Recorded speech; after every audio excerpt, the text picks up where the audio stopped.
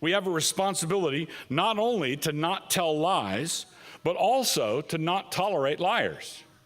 We have a responsibility not only to not tell lies, but also to not tolerate lying to us. If you walk with the wise, you will be wise. If you walk with the conceited, you will become conceited yourself. You see that in verses 3 through 5 and verse 7.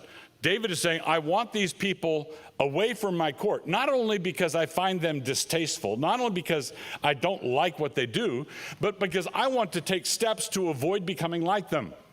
You're going to become like the people you surround yourself with. If you listen to the snake tongues, after a point, you will be the one with snake ears. If you listen to snake tongues, after a while, you're going to have the snaky ears. Not only do you not have a responsibility to be friends with everyone, and I want to say this particularly to you teenagers, not only do you not have a responsibility to not be friends with everyone, you have a responsibility to not be friends with certain people.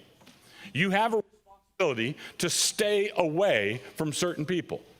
You have a responsibility to not return some people's calls.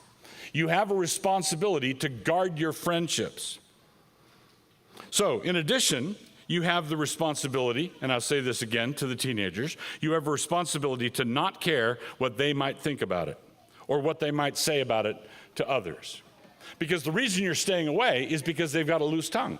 The reason you're staying away is when someone comes up to you, when someone bustles up to you and says, did you hear what so-and-so did? Psst, psst, psst, psst, psst. And you say, no, really? And you're just gullible and you just bite. And you hear that, and then you go away. What do you have every expectation they will do concerning you? They're going to bustle up to somebody else and they're going to tell some story about you. You don't need that kind of grief in your life. The Bible does not tell you to be friends with everybody. The Bible does not tell you to be friends with everybody. In fact, the Bible tells you, emphatically commands you to not be friends with everybody. David says, I am going to cut certain people off. He's not saying I'm going to throw them in jail. He's not saying I'm going to execute them. He's not saying that I'm going to bring severe penalties down on them. They may just be sinners and not criminals. Do you see that? They may not be guilty of any crime, and still, he's not going to have them around him. You need to not go to certain parties. You need to stay away from certain circles. You need to steer clear of anyone who is going to corrupt you or entice you.